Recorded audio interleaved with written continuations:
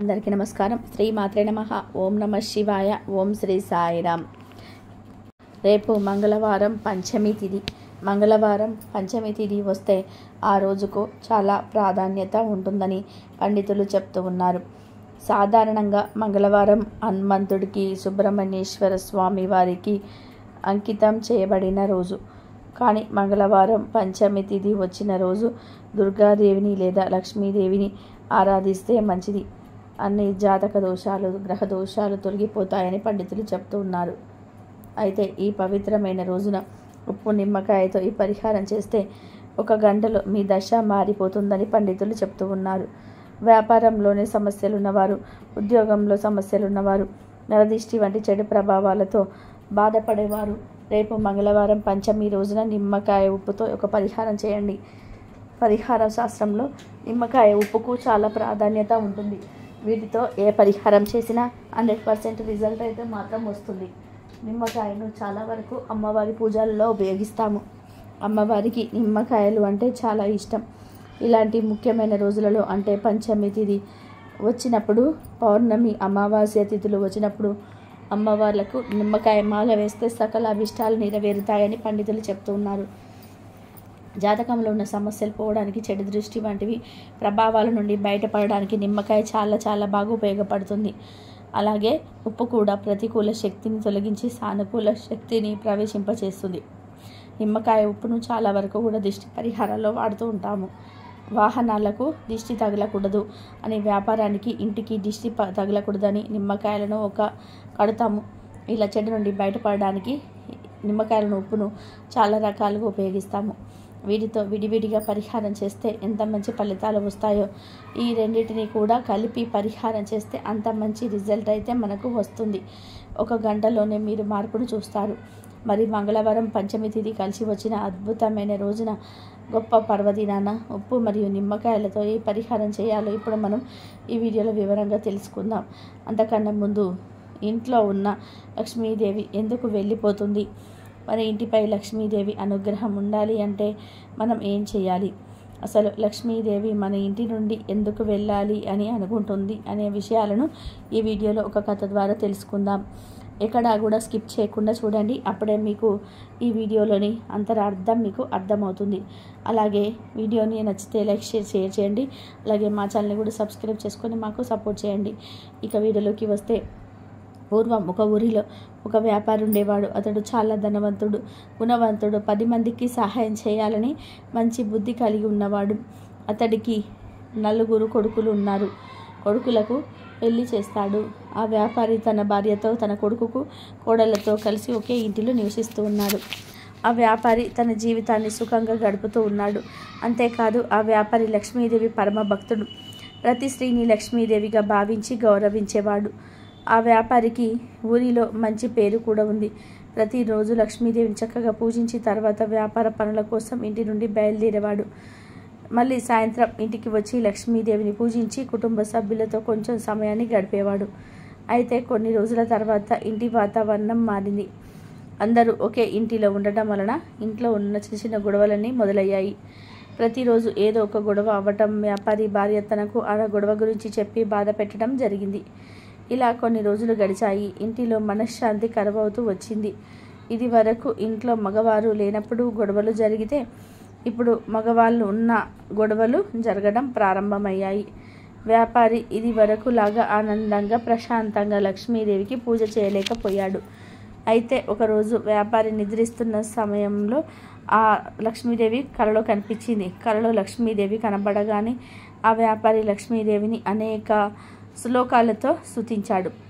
లక్ష్మీదేవి వ్యాపారితో ఇలా అంటుంది: నాయన, నేను నీ భక్తికి ఎంతో ప్రసన్నం చెందాను.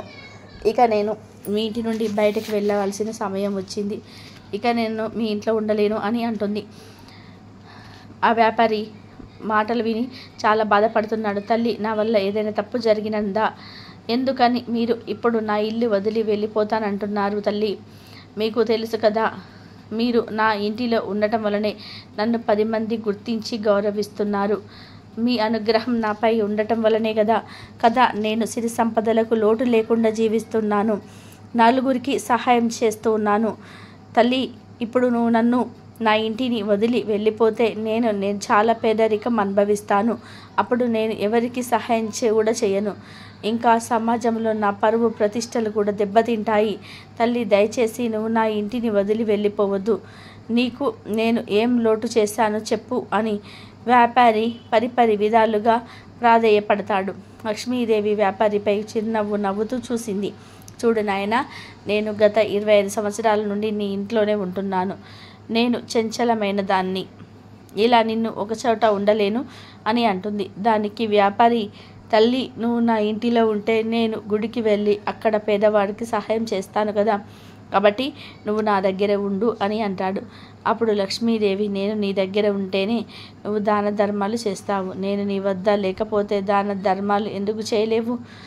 చూడు నాయనా, నువ్వు నన్ను ఎంత బతిమిలాడినా నేను ఈ ఇల్లు వదిలి వెళ్ళటం ఖాయం.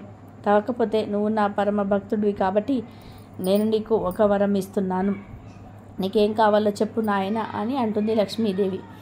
అందుకు వ్యాపారి, నాకు ఏం వరం వద్దు, నువ్వు మా ఇంటిలో ఉంటే చాలు అంటాడు. దానికి లక్ష్మీదేవి, అలా కాదు, నేను నీ ఇంట్లో ఉంటే ఎలా ధనవంతుడిని అయ్యావో అలాగే నేను ఇతరులకు వెళితే వాళ్ళు కూడా ధనవంతులు అవుతారు. ఈ ప్రపంచంలో నీలాగా చాలామంది నన్ను పూజిస్తూ ఉన్నారు నాయన. మరి నేను నీ దగ్గర ఉంటే వారి అందరి దృష్టిలో నా విలువ తగ్గుతుంది కదా. కాబట్టి నేను ఇక మీ ఇంటి నుండి వెళ్తాను. ఇక ఆలస్యం చేయకుండా నీకు ఏం వరం కావాలో చెప్పు అంటుంది. వ్యాపారి చాలా బాధపడతాడు. తల్లి, నా మనసు ఇప్పుడు ఏం బాగోలేదు. తల్లి, నువ్వేమీ అనుకోకుండా నువ్వు మళ్ళీ రా. ఈలోపు మా ఇంటికి ఏం కావాలో కనుక్కొని చెప్తాను అంటాడు. దానికి లక్ష్మీదేవి, చూడు నాయన, నేను కేవలం నీకు ఒక్కటంటే ఒకటే వరం ఇస్తున్నాను. జాగ్రత్తగా ఆలోచించి చెప్పు, నేను నీకు వస్తానని చెప్పి లక్ష్మీదేవి మాయమవుతుంది. వ్యాపారి గట్టిగా, తల్లి, నన్ను వదిలి వెళ్ళకు అని అరుస్తూ నిద్రలేచాడు. వ్యాపారి కంటి నిండా నీరు ఉన్నాయి. తన పక్కన తన భార్య కంగారు పడుతూ, ఏమైంది, ఎందుకని మీరు ఇంతగా కంగారు పడుతున్నారు అని అడిగింది. వ్యాపారి భార్య వ్యాపారికి కొన్ని నీళ్ళు ఇచ్చింది. వ్యాపారి మళ్ళీ నిద్రలోకి వెళ్తాడు. ఇక మరుసటి రోజు ఉదయం వ్యాపారి తన భార్యతో రాత్రి కలలో జరిగిందంతా కూడా చెప్తాడు. వ్యాపారి భార్యకు లక్ష్మీదేవి కలలో కనిపించి ఆనందపడాలో, త్వరలో లక్ష్మీదేవి ఇల్లు వదిలి వెళ్ళిపోతే బాధపడాలో అర్థం కాలేదు. వ్యాపారి భార్యతో, ఇప్పుడు నేను ఆ తల్లిని ఏం వరం కోరుకోను అని అడిగాడు. అందుకు వ్యాపారి భార్య, మీరు ఎక్కడ ఉంటే నేను అక్కడ ఉంటాను. నాకంటూ ఎలాంటి కోరికలు లేవు. మీరు ఒక పని చేయండి, మీరు 4 కోడళ్ళు ఉన్నారు కదా, వాళ్ళను లక్ష్మీదేవి కనిపిస్తే ఏం వరం కావాలని కోరుకుంటారు అని అడగండి. అందులో ఎవరి సమాధానం ఎలా మీకు మంచిగా అనిపిస్తే అదే సమాధానాన్ని లక్ష్మీదేవికి చెప్పండి అని సలహా ఇస్తుంది. వ్యాపారి ముందుగా మొదటి కోడల దగ్గరికి వెళ్ళి లక్ష్మీదేవిని కల్లో కనిపిస్తే ఏం వరం కోరుకుంటావు అని అడుగుతాడు. దానికి ఆమె, మామయ్య గారు, ఒకవేళ లక్ష్మీదేవి నాకు కనిపిస్తే నేను ఆమెను చాలా వరాలు అడుగుతాను అంటుంది. అలా కాదు, ఏదైనా ఒకటే వరం కోరుకోవాలి అని అంటాడు. దానికి పెద్ద కోడలు కొంచెంసేపు ఆలోచించి, మామయ్య గారు, నాకు బంగారం వజ్రాలు కావాలని కోరుకుంటాను.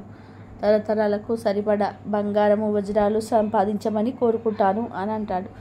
తర్వాత వ్యాపారి రెండో కోడల దగ్గరికి వెళ్ళి పెద్ద కోడల్ని అడిగిన విధానంగా అడిగితే ఆమె, నాకు పెద్ద పెద్ద భవనాలు, వ్యాపారం చేసుకోవడానికి పెద్ద పెద్ద భవనాలు కావాలని అడుగుతాను అంటుంది.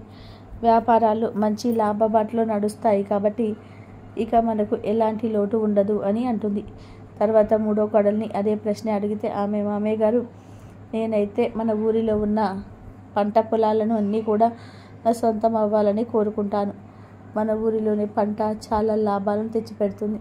దాంతో మనకు తరతరాలకు తిన్నని తరగతి సంపద వస్తాయి అంటుంది. ఇట్లా చివరిగా 4వ కోడలి దగ్గరికి వెళ్ళి అడిగితే ఆమె, మామయ్య గారు, నేను లక్ష్మీదేవి నాకు కనిపిస్తే ఒకే కోరుకుంటాను. మన కుటుంబంలో ఎలాంటి గొడవ జరగకుండా పిల్ల పాపలతో ఆనందంగా ఉండాలని. మనం ఒకవేళ పేదరికం అనుభవించవలసి వచ్చినా మన మధ్య ఉన్న ప్రేమ ఆప్యాయతలు తగ్గకూడదు అని లక్ష్మీదేవిని కోరుకుంటాను అని చెప్పింది. వ్యాపారి తన భార్య దగ్గరికి వెళ్ళి 4 కోడళ్ళు చెప్పినవి చెప్తాడు. వ్యాపారి భార్య మొదటి కోడలు అడిగినట్టుగా బంగారము వజ్రాలు అడిగితే ఎవరైనా సరే గజ దొంగ వచ్చి ఆ సంపదను కాచేస్తాడు. రెండో కోడలు చెప్పిన వ్యాపార భవనాలు అడిగితే వ్యాపారాలు కొన్నిసార్లు నష్టాలు వస్తాయి, కొన్నిసార్లు లాభాలు కలుగుతాయి. దీంతో గొడవలు జరిగే అవకాశం కూడా ఉన్నది. మూడో కోడలు చెప్పినట్టుగా పంటలు అడిగితే అకాల వర్షం వలన పంట నష్టం తొలగవచ్చు. దీంతో మనం చాలా పేదరికం అనుభవిస్తాము. ఈ ముగ్గురు కోడలు చెప్పిన మాటల ప్రకారం చూస్తే ఎప్పటికైనా ప్రమాదమే. ఏదో ఒక రోజు పేదరికం అనుభవిస్తాం. వాటితో పాటు ఆస్తి గొడవలు పెరిగి ఒకరిపై ఒకరికి ప్రేమ తగ్గుతాయి. అందుకే నాలుగో కోడలు ఆస్తులేమీ కాకుండా మన మధ్య ప్రేమ ఆప్యాయతలు ఉండాలని కోరుకుంటుంది. నాలుగో కోడలు చెప్పిన మాటలు లక్ష్మీదేవికి వరంగా కోరుకోండి, అంతా మంచి జరుగుతుందని అంటుంది. ఇక అదే రోజు రాత్రి వ్యాపారి నిద్రిస్తున్నప్పుడు లక్ష్మీదేవి మళ్ళీ కలలో కనిపిస్తుంది. వ్యాపారి తల్లికి నమస్కరించి, తల్లి, నాకు ఎలాంటి ఆస్తిపాస్తులు వద్దు, నేను పేదరికం అనుభవించినా పర్వాలేదు, కానీ మా కుటుంబంలో సంతోషాలు మాత్రం ఎప్పటికీ ఒకేలాగా ఉండు చూడని కోరుకుంటాడు. లక్ష్మీదేవి, చూడు నాయనా, నువ్వు చాలా చిన్న కోరిక అడుగుతున్నావు, ఇంకేదైనా వరం కోరుకో అని అంటుంది. మీరు నన్ను ఎన్నిసార్లు అడిగినా అదే నా కోరిక తల్లి. నా పిల్లలు, కోడళ్ళు, నా వంశము వారందరూ కూడా ఎప్పటికీ ఒకరిపై ఒకరి ప్రేమను కలిగి ఉండాలి. వారు ఎంతటి కష్టాన్నైనా ఎదుర్కొంటున్నా సరే ఒకరికి ఒకరు తోడుగా ఉండాలి అని అంటాడు. లక్ష్మీదేవి, సరేనాయనా, నువ్వు కోరుకున్నట్టుగానే జరుగుతుంది, నేను కూడా ఇక మీ ఇంట్లోనే ఉంటాను అంటుంది. అందుకు ఆశ్చర్యపోయిన వ్యాపారి, అదేంటి తల్లి, నువ్వు వెళ్ళిపోతానన్నందుకు కదా నాకు వరం ఇచ్చావు, ఇప్పుడు మళ్ళీ ఏమైంది అని అడుగుతాడు. అప్పుడు లక్ష్మీదేవి, చూడు నాయనా, గత కొన్ని రోజులుగా నీ ఇంట్లో శాంతి కరువైంది, గొడవలు పెరిగాయి. ఎప్పుడైతే గొడవలు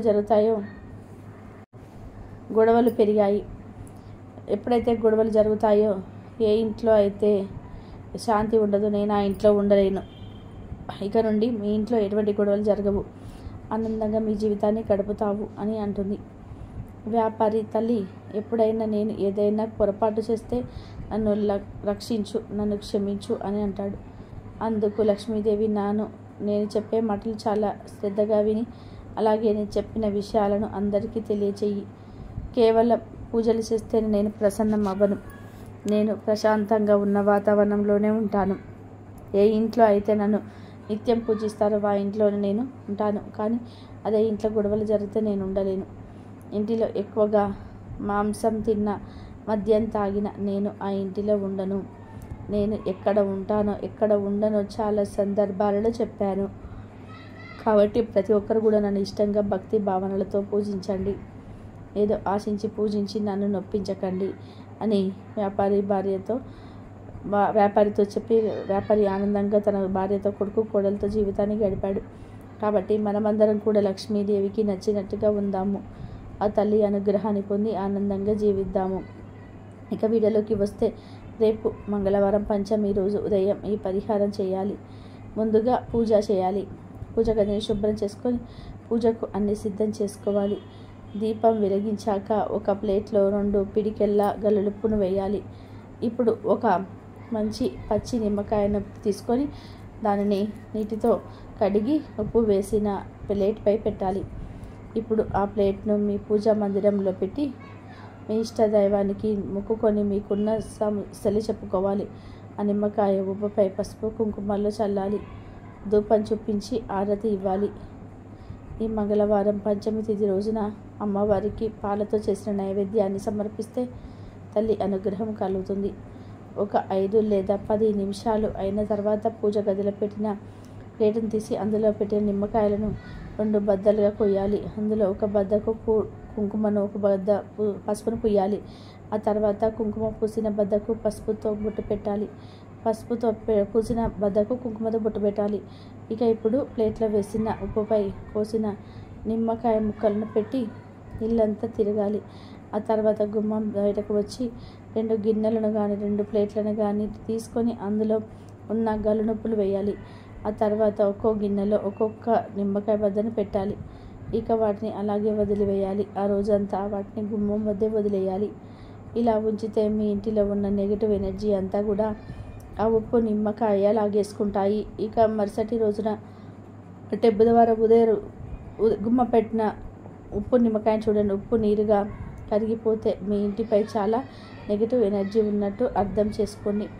వాటిని అంటే ఉప్పు నిమ్మకాయలను ఒక కవర్లో వేసి ఎవరు తిరగని ప్రదేశంలో కానీ పారే నీటిలో కానీ వేసేయండి. ఇలా చేసిన తర్వాత ఇంటికి వచ్చి కాళ్ళు చేతులు కడుక్కొని గుమ్మం దగ్గర పెట్టిన ప్లేట్ లేదా గిన్నెలను కూడా శుభ్రంగా కడిగి స్నానం చేసి మళ్ళీ దీపారాధన చేయాలి. ఈ పరిహారం చేసినందుకు మాకు మంచి జరిగేలాగా చూడు తల్లి అని మొక్కుకోవాలి లేదా సంకల్పం చెప్పుకోవాలి. మంగళవారం పంచమి తిథి నాడు ఇలా ఉప్పు నిమ్మకాయల పరిహారం చేసి మీ జీవితంలో ఉన్న కష్టాలను తొలగించుకొని ఆనందంగా జీవించండి. ఈ వీడియో నచ్చితే లైక్ చేయండి, షేర్ చేయండి, బట్ సబ్స్క్రైబ్ చేసుకోవడం మాత్రం అస్సలు మర్చిపోవద్దు. కాబట్టి ఉప్పు నిమ్మకాయతోటి ఈ విధంగా చేసుకోండి. ఆయురారోగ్య అష్టైశ్వర్యాలతో ఉండండి. నెగిటివ్ ఎనర్జీ ఆ నిమ్మకాయ ఉప్పును లాగేసుకుంటాయి. మరుసటి రోజున అంటే బుధవారం ఉదయం గుమ్మం దగ్గర